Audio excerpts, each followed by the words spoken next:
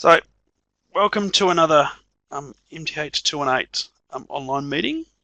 So this is the second week looking at, and I want to cover questions that people have in some regard. So people had some questions about graphing stuff, and I'll talk about a little bit about that as we go through.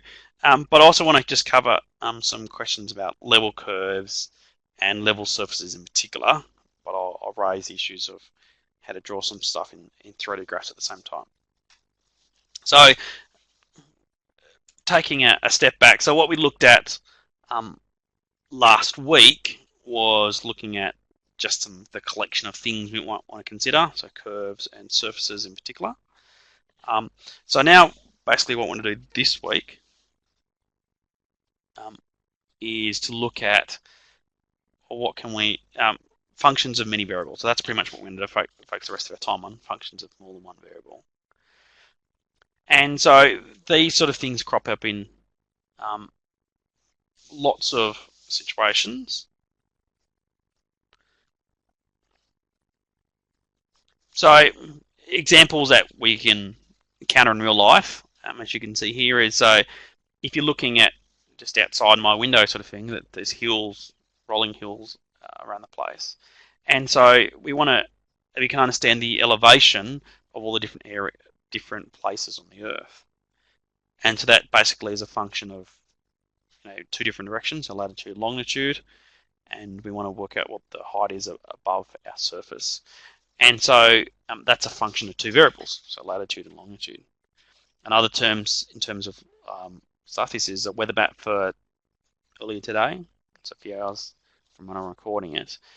And these, what we're going to do is we want to look at the mean pressure at sea level of the air. And we want to, so every location, every latitude, longitude has a air pressure associated with it. We'd like to try to understand that sort of function. And so that's what we're going to do. And so we might want to look at how things are changing, so therefore looking at derivatives, which is important, looking at air speeds, etc. for this map just over here, etc. We're also trying to get a sense of visualizing it. And so that's what I focus right now. How do you visualize functions of many variables? So certainly derivatives are useful, and most that's routine revision, hopefully, or if you've never seen it before, partial derivative differentiation is close to normal differentiation. So I'll let you revise that in your own level, your own way. But if you are getting stuck, ask, of course. But just for the sake of time, I'm just going to focus on the visualization aspects. So as you can see here for this weather map, that the way they try to write this function of two variables is they draw lines, these thick black lines here, of equal pressure. And then they've marked the minimum maximum points. So there's a minimum point over here at 96. So you can't quite see you sort of just can see my cursor if I move around light enough. So on the far right, there's two low points or minimum points, 996 and 998, and so that's a low pressure. So you can see the mark the low points, and the thick lines here are places of equal pressure called isobars.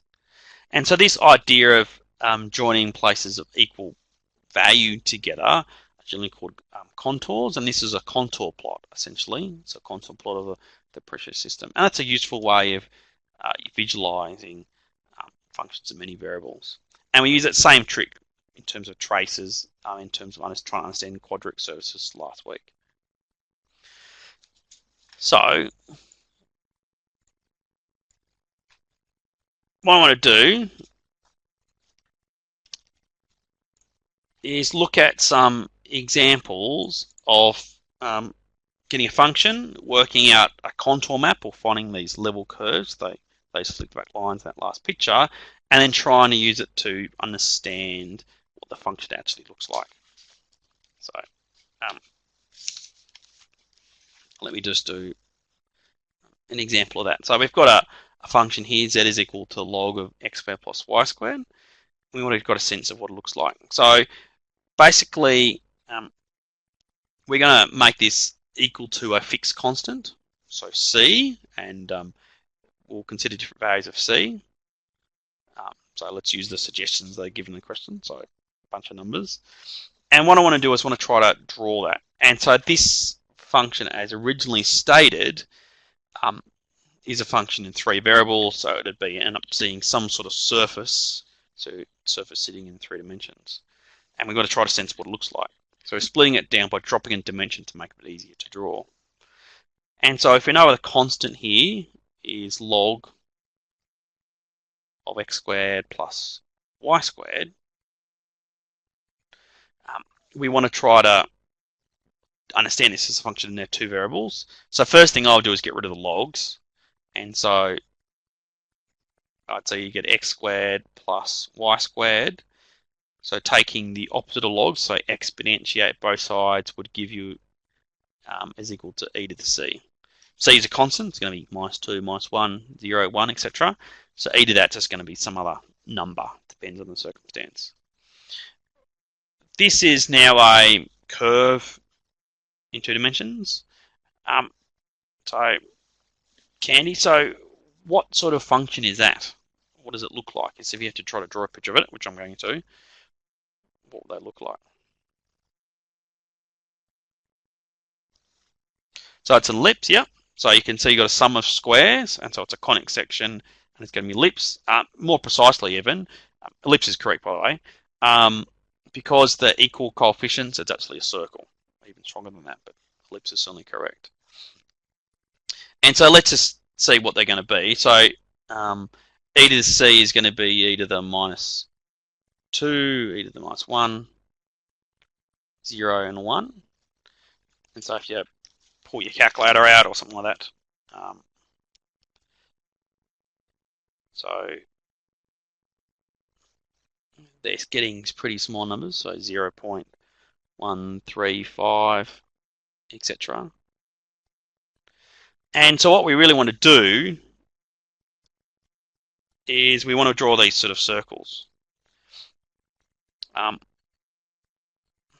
And so when you've got a circle, the standard form for a circle is x squared plus y squared is equal to the radius squared. So I want to work out the radius in each of these circumstances. So the first one, e to the -2, would be, say, 0.367 squared.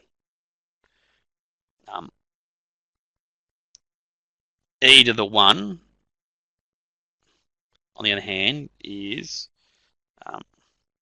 e to the 1 is about 2.7. So you took the square root of that, it's going to be 1.64 squared, essentially, is e to the 1. So that's the biggest you can ever get. E to 0 is just 1, so that'd be 1 squared. And the last one, e to the -1 is about 0.36. Take the square root of that, it's going to be about 0.61 squared. So just copying it from my calculator, really, what I'm doing. So that's just a bunch of radiuses. So each of these numbers here that I've drawn out are going to be the different radiuses for each of these circles. So I'm going to try to draw them. Let's start with the smallest. Let's start with the smallest one first. So you can see up to 1.5. So half, 1, 1.5.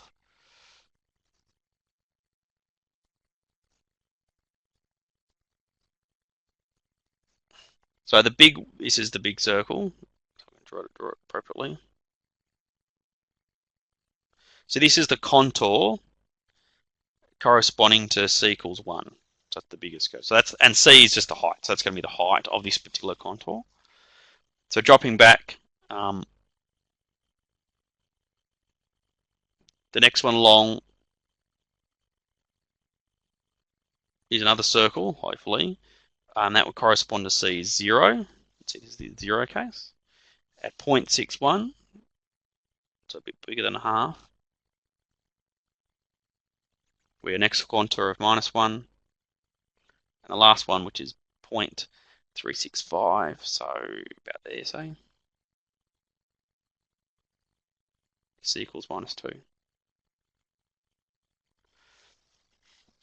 So as you can see, as we drop down the height from 1 to 0 to -1, you can see we're getting smaller and smaller circles that are getting closer and closer to the origin. And indeed, if you start picking a really big negative number, it's going to be a really small circle. Now, a few things about these contour plots, and again, if we just flick back to our weather map here, the closer the lines together are, the steeper it is. So between Tasmania and somewhere in the Tasman Sea over here, you can see there's a lot of lines really close to each other. That means there's a really big change of air pressure between these 2 points. In real world, that corresponds there's going to be strong winds. So the bigger the change in air pressure, the stronger the winds are going to be. And so a cyclone, for example, is a really deep, low-pressure system. Lots of close lines next to each other, getting really high winds, for example. I'm not a meteorologist, by the way, so if I'm wrong, please correct me. So that's sort of steep lines is what we're looking for. So if we go back to my picture here, as we're getting numbers getting smaller and smaller, the line's getting closer and closer. So it's actually getting steeper as it goes on. So now I've got my contour plot. Now from that, I like to try to give a go at trying to just roughly draw what my surface looks like. So for that end, I'm just going to try to draw, roughly what it is. So basically, it's c equals 1. I've got a big circle here, so I'm just going to draw my big circle at 1 above. C equals 0, it's pretty much in the xy plane. We're getting a smaller circle. C equals -2, you're getting a smaller circle still. And they're getting just smaller and smaller as we go down. So if you draw, then I'm just going to connect the dots, so to speak, together. And what I'm trying to do is, because the circles are getting closer and closer, you're getting steeper and steeper. So it's getting steeper as you're going down. So and I just drawn in the side. So that's my go at trying to draw the picture. So all I've done is drawn the contours and just connected them together effectively. If you had to try to describe that shape, how would you describe it? So you guys on the line, have a guess. How would you describe it? What would your go? It's whatever you think, really. So cone is one guess. I wouldn't say quite say cone. I get what you're talking about. So why I wouldn't quite use cone is because it's curved on the side.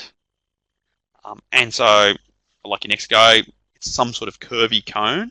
So hyperbolic cone is a reasonable guess. So I would use less formal words than that even. So something like a funnel, give you my way of trying to describe it. So if I ask a question like this in an exam or assignments, and I do at times, by the way, then just a general concept of what it is. So the idea of it tapers down as we're going through is sort of what the idea is. So a curved cone would be acceptable, for example. I want you to get the idea of it. So what I'm more interested in, if you get a question like this in an assignment, is your ability to understand, okay, I've got a contour map, I've got to have some correspondence what it looks like. I'm not looking for fancy words, just looking at if you understand the concept behind it all. Let's just sort of see how this looks in Maple.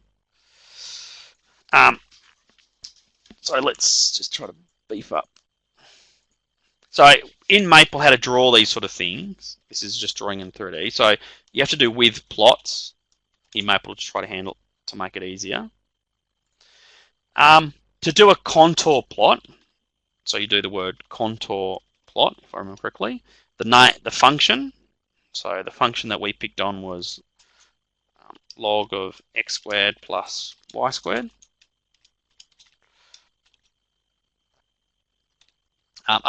Since we're going to have to try to draw some ranges of x and y, so we drew it from 1.7 to positive 1.7. So just drew my picture over here, so it was the 1.64. So I got to give a ranges for x's and y. It's an implicit plot effectively. And then you've got to give the contours, if I can remember it correctly. So the contours are -2, -1, 0, and 1. And let's see if I got it right.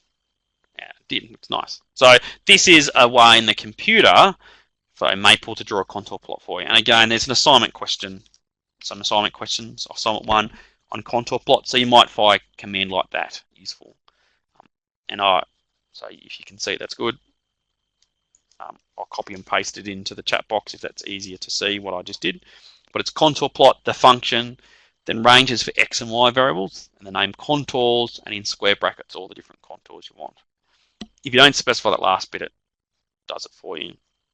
So you can notice that in their much more accurate picture, you can see the circles, and you can see they're getting closer and closer to each other. Notice that Maple's on a computer, and all it really does is just join a lot of dots and join the dots together. That's all the computer does.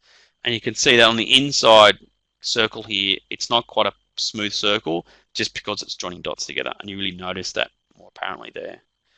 You can bump up the resolution by just putting a few more points in the calculation, and it makes it look smoother that way, if it's getting worrisome for you.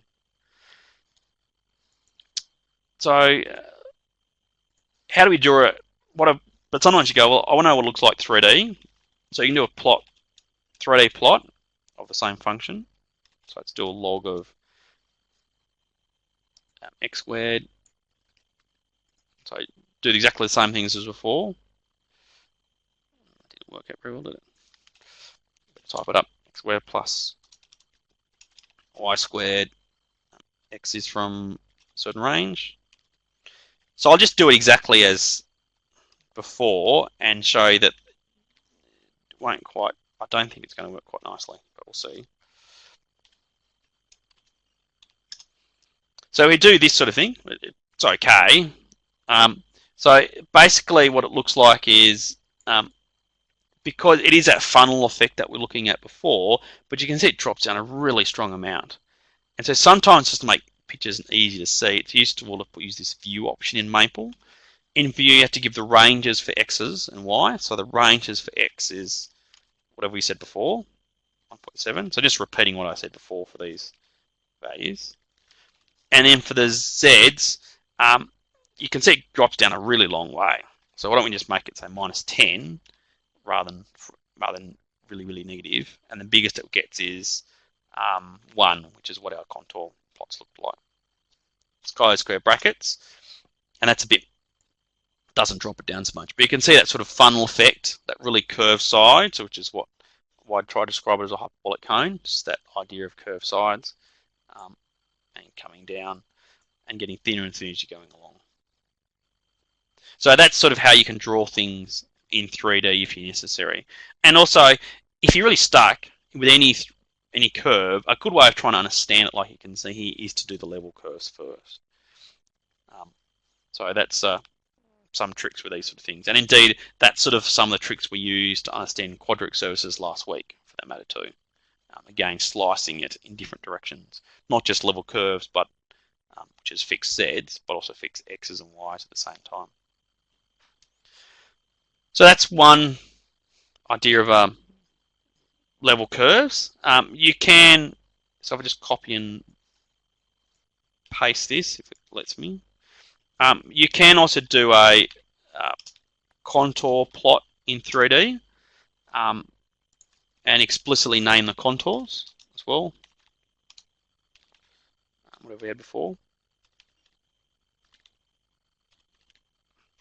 And it would draw the contours for you in 3D, so you can sort of see how it looks like it. So a question that you've got is, if you use Maple, do you have to include the Maple code? The answer is no. So in this assignment, there are some times when you have to use graphs. The biggest stress, if you look at the marking scheme, the most thing I'm concerned with graphs is actually if you label it properly. And these things aren't necessarily labeled very well yet. So for the contour plot above here, I want you to explicitly label what all the contours are. Normally that requires you to copy and paste the image. So if you just right click, you can export the image as a bitmap or a JPEG, and you can go into Paint, and you can just write over the top what the different contours are. So you probably label it explicitly elsewhere. So there's probably more work to be done, and so what I'm more interested in is you really understand what this whole thing's talking about, rather than showing the exact commands you did in Maple. The other thing is why I would say that is, so if I go on this plot here, if you right click, you can go down to axes, and click on a box axis. And so you often change the look of the picture, not by the command you type in, but the options you pick by right-clicking. And therefore, the command probably wasn't captured at all. And so therefore, I don't really require the maple code, just a final picture, and make sure it's labeled. And there's different ways of labeling it. Maple's a good option.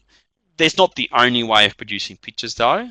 And so I'll show you Maple because that's what we've got here and you guys got access to by the thin client and at computer labs at different campuses if you're local to anything. But you can use other software packages if you feel like it. And you can hand draw them as well for your assignment. Okay, that's fine. In your exam, you have to do hand drawn.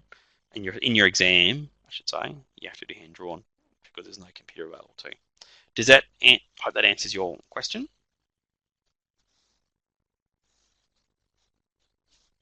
Yeah, awesome.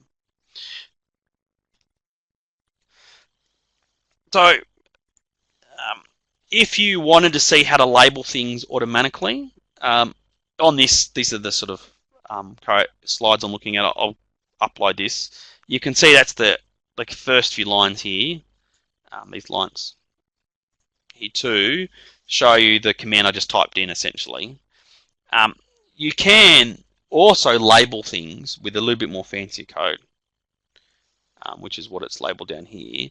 And that is you can do this contour plot just like you did before, but you can also do text plots, which can add text onto the top of the picture and combine them together if you wanted to. And so there's more advanced code there if you wish. You might find it easy just to scribble things over the top if you want to. For the sake of time, how I skip that question. So level surfaces. So level curves are a good way of trying to understand when you've got a function of two variables and you're trying to break it down into one less dimension. The next question is, what happens if you've got a function of three variables, like we've got one here? And we've got to try to understand this one. Well, now if you try to draw it, it has to be, there's four different variables. So there's the x, y, z, and its response variable. We'll call it w, say. So we've got four variables. It gets pretty hard to draw it because we live in a 3D space.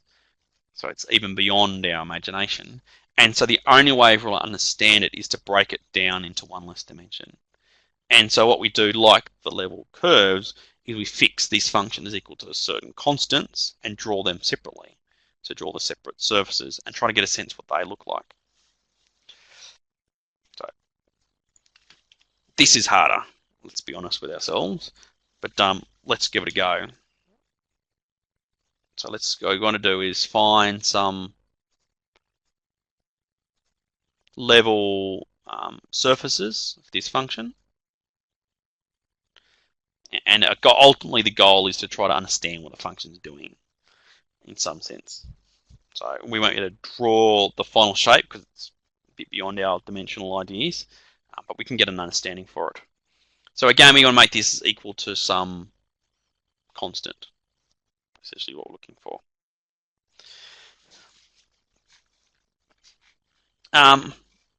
So how are we going to do this? So you can do it in general.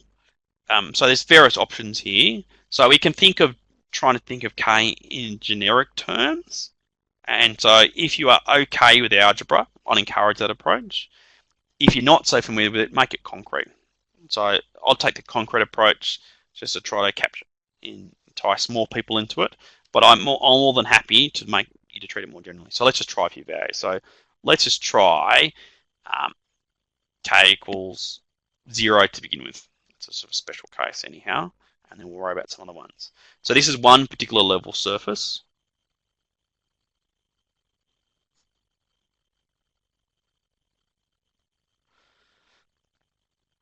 So the first thing is it's a good equation for a surface. We've got to try to understand it. It's got lots of squares in it, so it's going to be probably some sort of quadric surface. So let's write it more like a quadric surface by clearing the fractions out. So if you clear the fractions, multiply top and bottom multiply fractions by plus both sides of the equation by 1 plus z squared, you're getting x squared minus y squared equals 0, which at first glance looks like some sort of quadric surface because you've got x's and y's in it. There's no z's present, some sort of, so it's going to be some sort of cylinder or degenerate stuff. To try to understand this one, I'd factorize it. It's a difference of two squares. And being equal to 0, that implies you've got two sorts of pieces to it. Although you do have two pieces to it, x minus y equals 0, or x plus y equals 0. Now, at first glance, you're thinking, oh, okay, I can.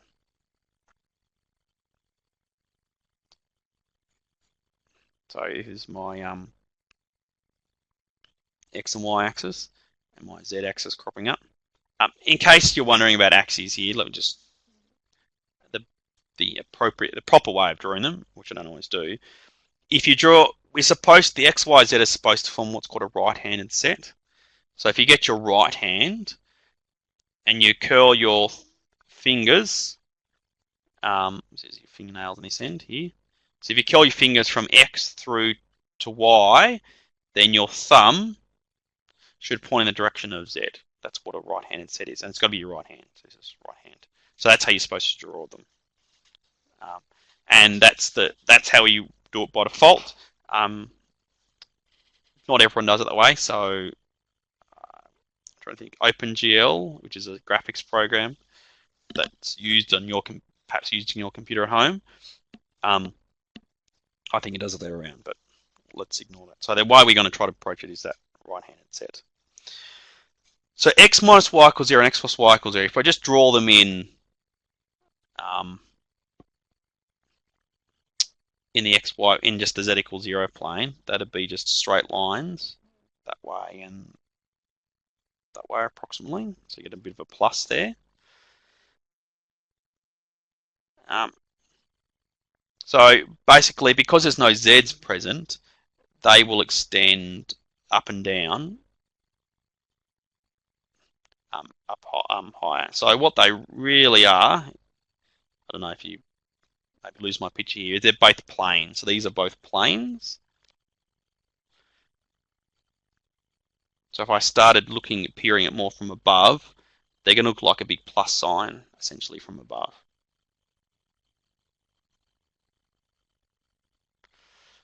So two planes that intersect each other. So you imagine two pieces of paper meeting as it is at right angles, essentially crossing up here, and where they meet is the z-axis. And it gets hard to draw, is I think my honest description of it. That's going to be our k equals 0. That's middle, I guess you call it, level surface. So it's a degenerate quadric surface. And just giving you some names. Degenerate means that it's not really a proper surface anymore. It's degenerated into, in this case, a bunch of planes, intersecting planes. So it's unlike it. All the curves have disappeared, so to speak. Okay, that's our first scenario. Next scenario, we're going to consider some sort of different value. And so I'm going to pick 4 as just an example of a positive number. The same sort of thing happens for all positive numbers for that matter. And again, we want to try to understand this surface, so let's get rid of the fractions. So you're getting 4 plus 4z squared, make it some sort of standard form perhaps. So you're getting x squared minus y squared minus 4z squared is equal to 4.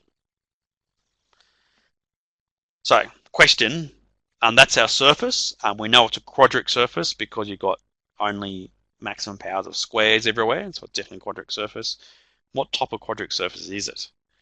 Do you know by any chance, quickly? The answer might be maybe not. That's fine. So while you're thinking, if you're trying to think, well, what surface is that? Okay, well, being quadric surfaces, my strategy for this sort of stuff is to use traces to quickly work out what type it is. So that's my approach. You can use standard forms, and maybe why you can rattle off. So as you can see, this is an involved question to have to break it down. So I'm going to do some traces. So I'm going to fix x. So for fixed x, I'm getting minus y squared plus 4z squared is equal to 4 minus x naught squared. And if you notice, you got a sum of squares on this side is equal to a constant. Let's get rid of the minus sign. And therefore, these are ellipses, or at least sometimes. Mostly, yeah, so they are ellipses some of the time. So I've got ellipse in one direction. And then I'll fix the same idea, fix a different direction. So y equals y naught. So fixing y naught, you're getting x squared minus 4z squared is equal to 4 plus y squared. And what sort of type, or it's a conic now, what type of conic is that? Any ideas?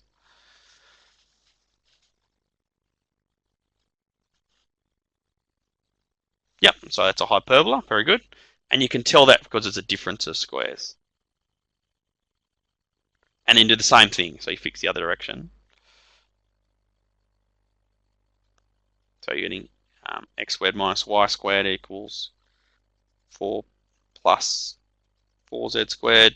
And again, what type of surface is, what type of conic is that? Oops. Yeah, another hyperbola. So we've got hyperbolas in two different directions. So as soon as we see the hyperbola in two different directions, we know it's going to be some sort of hyperboloid.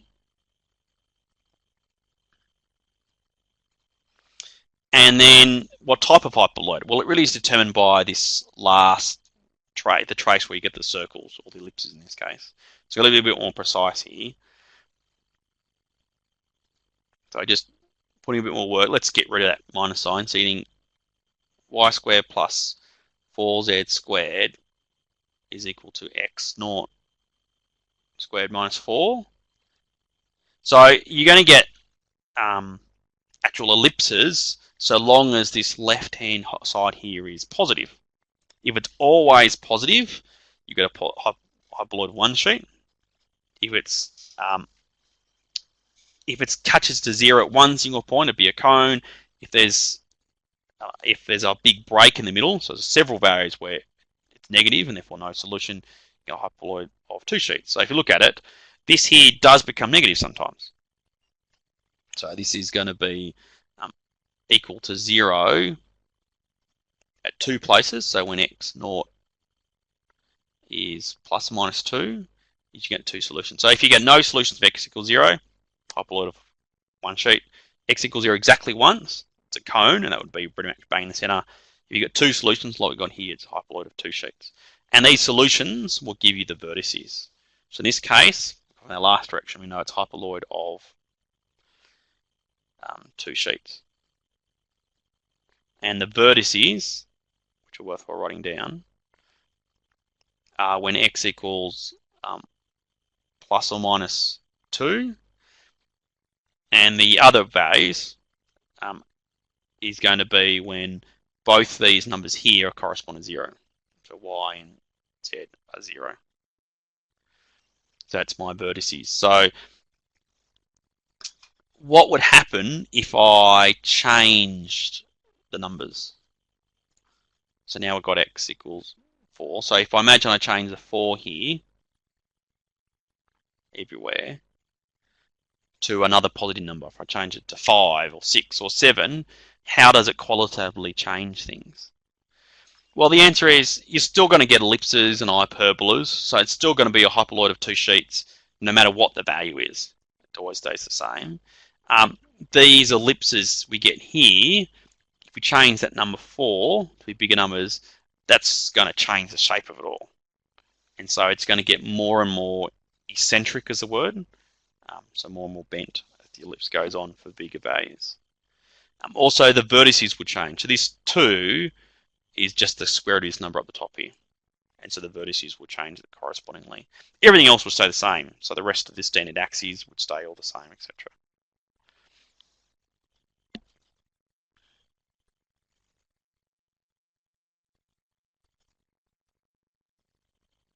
There's a question coming through. So let's just try. Eccentric is the word I'm looking for. Let me type it in. So eccentric. So eccentric, with an ellipse, so you've got a circle, or what's a roughly ellipse. So more and more eccentric means it's more and more elongated. So this second ellipse is more eccentric than the first one. And that just means it's basically higher curvature, so to speak. So less and less like a circle, much more of a bent out circle. So the more and more bent it is, the more eccentric it is. So let's see if I can draw. Let me see if I can draw this. So what we've got. So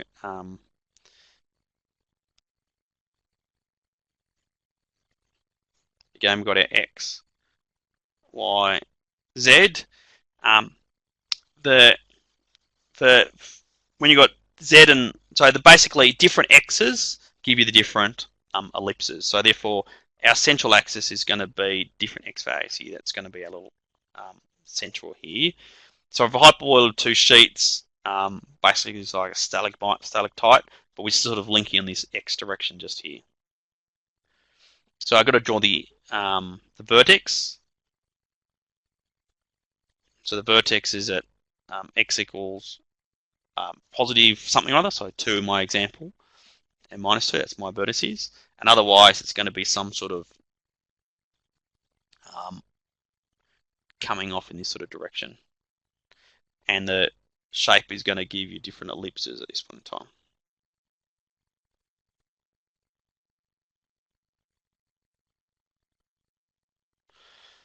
So I've done it really badly. So what I haven't really covered into is what sort of ellipses they are. So if you go back to here, be a bit more precise, it's y squared plus 4z squared, and therefore the y value actually gives you bigger ellipses. So that's going to be more like, that might be a little bit fairer drawing. So it's sort of squashed in that direction.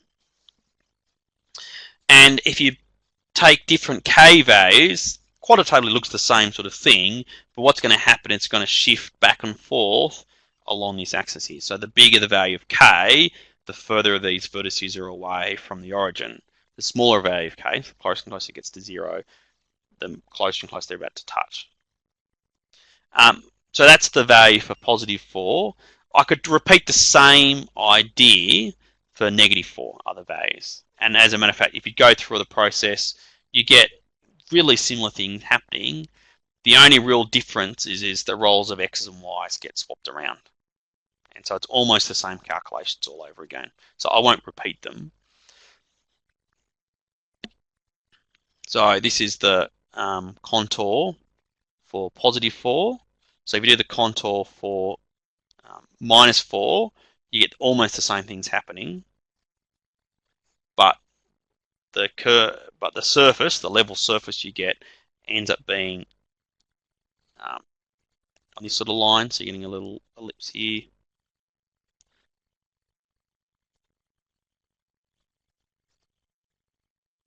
So it looks like that sort of shape instead. So you can see that just pretty much the roles of x's and y's are swapped around is the only real difference for that level surface. Now I've skipped lots of steps to get to that stage in case you're wondering, but I just want to show you the overall result. And so the k equals 0, if I can even try doing that again.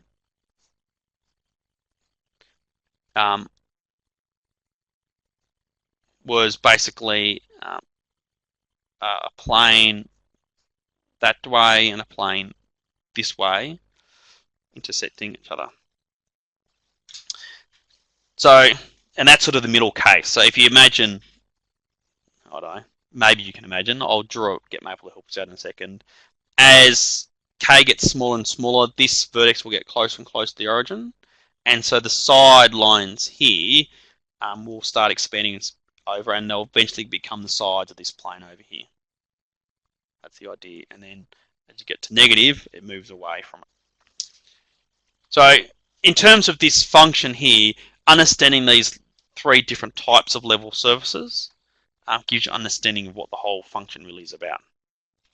Okay, let's give it a go at trying to do this.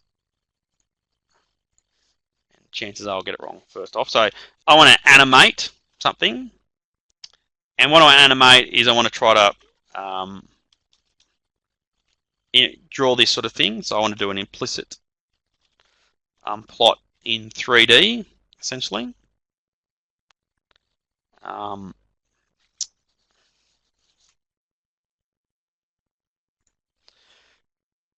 So let me just try and remind myself how to do this.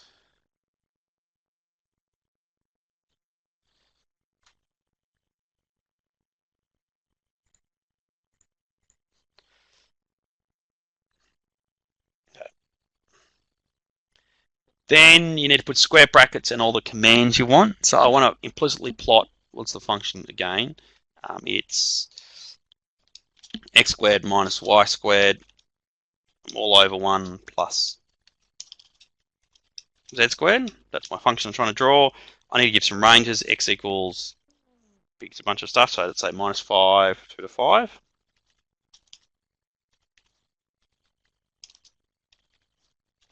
And z is say minus 5 to 5 again. So make them all the same sort of thing. Let's put some axes down just so we can see how the pictures look like in terms of the what we've got. It's in brackets. And then you need to give a range for the level curve. So let's do minus say 5 to 5. Again, we drew in the 4 and 5 before. And we press enter, and it tells you we've got the wrong thing. And I'll do it twice. So what it's done is it produced a little image here, which I can make bigger. And it's actually a video. So if you go towards the top, you can press the play button, and it will draw the picture. Now, let me just make it actually right. So I have to say the function is equal to k. That will make it a little bit better. So I press the play button, and it will change the different level surfaces. So as you can see, it starts with the level curve at minus 5. The vertex is getting closer to the origin at k equals 0. So if just k equals 0, it becomes 2 planes. We'll try to rotate around so you get a better chance of seeing it. You can see there's the 2 intersecting planes. There's a little drop in accuracy there that does some funny things in the middle, but that's the idea. Then if you keep going, then it becomes, you can see a hyperboloid of 2 sheets in the opposite direction. So that's the sort of understanding of what the function looks like. And the larger the value of k, you can see the more eccentric that the ellipses are looking like. So that was a difficult function to try to understand just by glancing at the original equation. It's really difficult to understand what's it going to look like and how is it going to behave.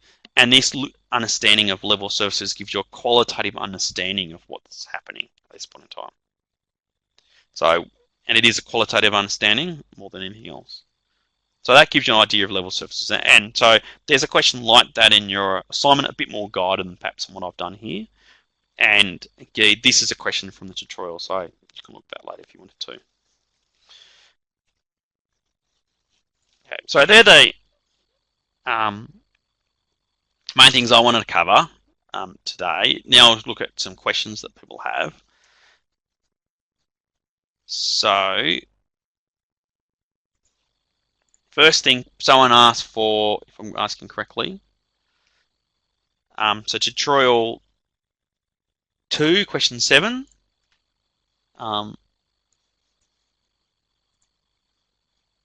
Let's just do 1. Is that the question you're after?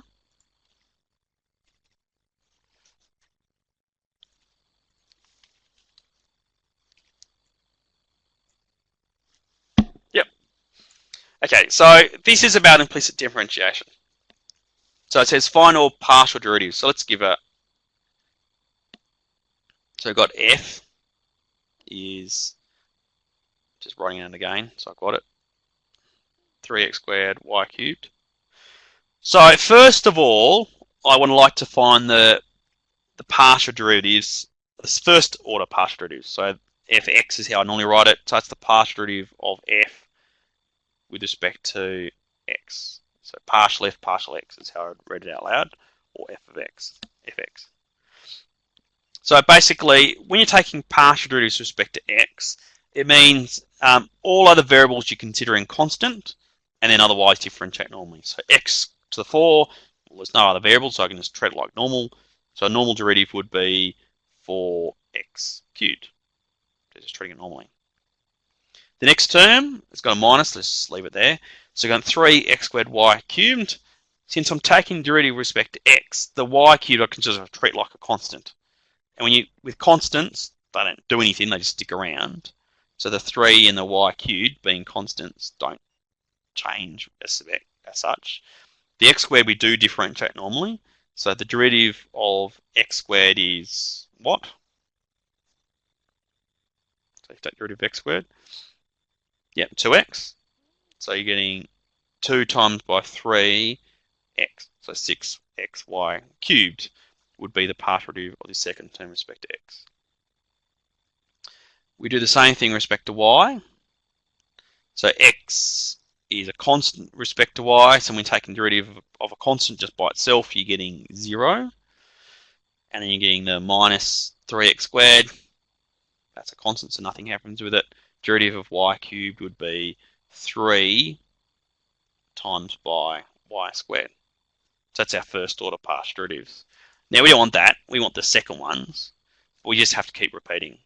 So the fxx, which is another way of saying that the partial derivative of f with respect to x twice, that's how you write it down, would simply be taking the first order partial derivative and taking partial with respect to x a second time out. So just differentiate twice. And so you're looking at this one here. So taking this one with respect to x, you've got the 4x cubed, no y's, just treat it like normal. So that'd be 12x squared. And this one here, you've got the minus 6 and the y cubed, they're just constants. Take derivative of the x, which would give you 1, which is why I can leave it out, and that would be the partial with respect to x twice. So that's the fxx, or the partial with respect to x twice. You can do fxy in the same sort of way. So just take the first order partial derivative and then take the partial with respect to y of that one. So again, I'm looking at this right here. First term's got no y's in it, so partial derivative will be 0. Second one, I'll leave the constants as they are, and then multiply by the partial derivative of this one here with respect to y. So y cubed derivative would give you times by 3y squared. So it's going to equal to minus 18 xy squared. Now, incidentally, for all nice functions, the two second order partial derivatives, so fxy and fyx, are the same. That's Lorentz theorem, Claubout's theorem. I can't remember the name anymore.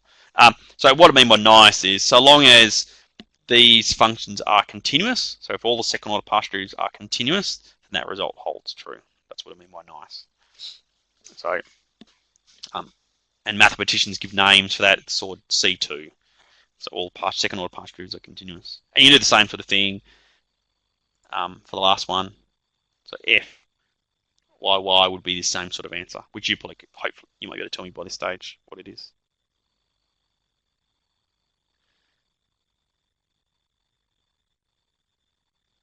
So the why this notation is the next question what you've got. So let me just write down the answer here. So it's going to be minus 18x squared y, incidentally. Don't drop out me. Okay. Looks like I was going to drop out. So why this notation? So the f of xx really is taking the partial derivative twice. So it's the partial derivative of, with respect to x, of the partial derivative of f with respect to x. That's what it stands for. And so how people have written it down is really that's just taking the partial derivative with respect to x twice. So this is sort of the notation. You're just doing it twice, so you're just squaring it is the idea. And so how it's come to pass notation-wise is just square the top and square the bottom. And that's how people have written the notation. It's pretty sloppy notation, let's be honest with you, but that's the reason where it's come about. So it's just trying to indicate what's happened. I don't think it's necessarily the clearest of what's happening here, but that's what everyone else is doing. So for tradition reasons, we keep with that, which is not always a great reason, I might add, but that's what we've got here. So that's what it is in terms of partial derivatives. Any other questions of people have got? So the only one that people might have had, if I can find it again, was question 3.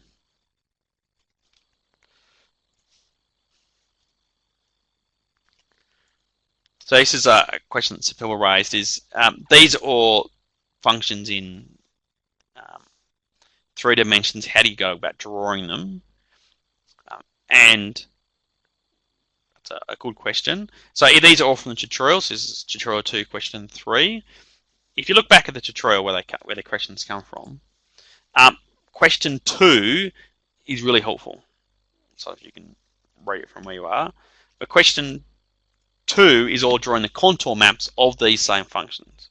So you can draw the contour map first. You can often get an understanding of what it looks like. So my suggestion for each of these, if you draw the contour map first, that gives you a really good idea of what it looks like. So the contour map of 2A gives you a bunch of straight lines. 2B gives you a bunch of parabolas, and 2C gives you a bunch of ellipses. That's what it ends up looking like. And so therefore you can work out what the surfaces are as some sort of adding these together. That's one way of drawing all these sort of things. You can do them differently to that. And so let's having a little go at alternative ways of trying to understand what these look like quickly. So this first one, if you think of this last variable as being z, you write this as, say, being x plus y plus z is equal to 1. And whenever you've got sums of just linear terms, at least it's going to be a plane. And so to work out a plane, if you can pick 3 points in space, that uniquely defines a plane. So my get is, I'm just going to try letting 2 variables being 0 and so what happens. So if I let z and y being 0, I get x equals 1. So I've got x, y, z. So this is 1 over here. If I let x and z be 0, I get y equals 1 as well. And if I let x and y be 0, I get z equals 1. So that's my 3 unique points. And so my graph then would be the plane passing through those points. So I just focus on just what's in the first quadrant, first octant even. It'd be the plane passing through that triangle. I can draw the triangle okay. If I start trying to extend it into a proper plane, the picture gets really messy. But that's a very rough go at drawing that one. So when you've got function just linear, it's a plane, and so you can use other techniques for you. So there's multiple ways of trying to draw pictures, I guess is what I'm trying to say. Level curves is one way, and that's sort of how the tutorial goes, encouraging you about drawing these ones, but it's not the only way. This next one here, again, let's just do some tricks for it. Again, this is z is equal to 1 minus x squared, and so I can put it all on one side. So I'm getting x squared plus z is equal to 1. Now notice there's no y's there. And so what I can almost do is I could sort of understand what it looks like for any y I want to at all, and it's going to be exactly the same. So again, that's what I'll do. I'll just change my picture around. So I'm going to have x, y, and z as my axes. And again, I've used my right hand curled my fingers on my right hand from X to Y to make sure that the thumb's pointing in the direction of the Z. That's how I worked out my axes. So what I want to do is I want to try to draw this shape just in the Z equals, so the Y equals 0 plane. So that's just going to be a hyperbola, not a hyperbola, a parabola, because it's mixed, some squares, some not. And so it's going to be Z equals 1 minus X squared. That's just a nice little hyperbola, a nice parabola looking something like that. That'd be my parabola, 1 minus X squared. And so it's going to be that same function for all Y values. Every single Y value would be exactly the same. And so now if I try to draw that, so let's draw another parabola looking exactly the same above, another one below, and it's all just joined up. So it's just going to be, from this angle, just one big trough. So this is a special case. So the first one's a plane. This next one here is what's called a cylinder. So what I mean by a cylinder is not a circular tube. More generically than that, a cylinder is basically the same curve in 2D, just repeated in all different directions. So basically, a normal cylinder is a circle, just moved up and down. This sort of cylinder is a parabola in this case, moved up and down, and you get a trough. So that's another way of trying to do it. Again, level curves have been fine. What is this last one? So this last one's something different. How would you try to tackle that one without using a contour plot, which is how the tutorial was giving you a go at doing it?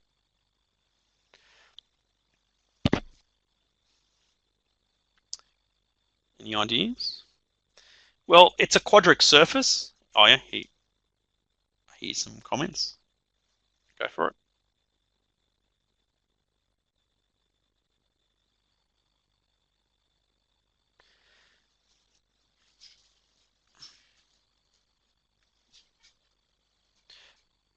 So you could do, so setting this is Z, it's equal to Z here.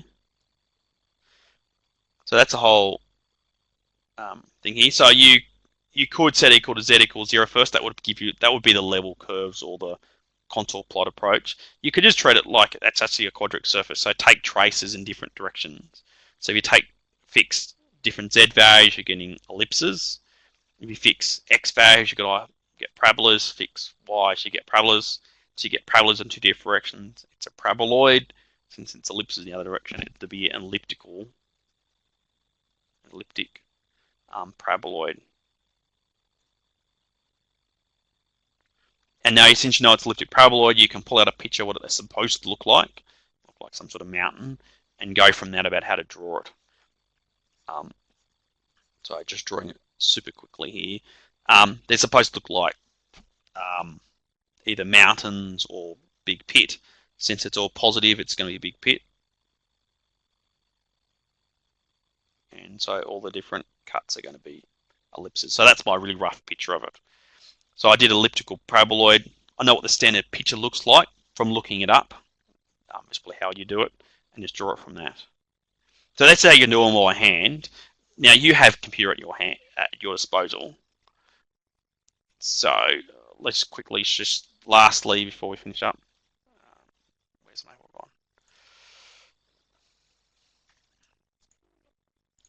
Okay, we can do all this in Maple, and that helps.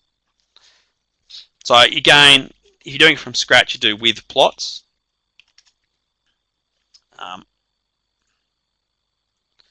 Then you can do two options. You can either do plot 3D and just name the function. So the function was x squared plus 4 times by y squared plus 1.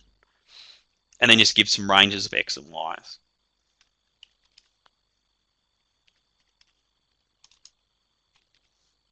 So just pick anything really and go from that, and it gives you some sort of picture. Now, does that look like what I drew before? Maybe not. So you can do other things. If you right click, you can put the axes on to make it boxed, different x and y values. So what happens, you can see it actually extends much more in the x direction. So if I made them minus 10 to 10, and just show this things right, the shape right. If scaling equals constrained, well, it goes way too high, doesn't it? Let's make it a little bit bigger. So you can see very much it's that big pit there. If you want to really not drawing it properly because of the high values, you can do tricks. So when I got this scaling constrained option here, if you don't remember how to type it in, at the very top of the screen, it's got, look at the graph, it's got 1-to-1 mentioned here. So clicking 1-to-1 gets returning that scaling constraint on or off, in case you're wondering. So if you forget some of these command names, it's okay. You can either right click and do scaling constraint, as you can see, it's one of the options here, or turn it on or off. And there are some options at the top which help you as well, if you ever need to. So getting the computer to help you draw pictures is useful and certainly valid in your assignments. But it's good to have some other skills to try to help you out. And as I said, I think the big one I'm trying to sell is the contour plots. And for quadratic surfaces, the doing different traces, which is just an extension of that. So I hope that helps, give you some ways of tackling through it. So there's more content than I've listed there. But I hope you work through it. So once you've worked through tutorial 1 and 2, you should be able to attempt most of questions 1 and 2 on your first assignment. And when I say question 1 and 2, they're collections of questions, as the case may be. So you can have a go at these. If you've got more questions otherwise, so later on, please ask, fire away. That's not a problem. But anyway, thank you very much for attending today, and I'll see you guys next week.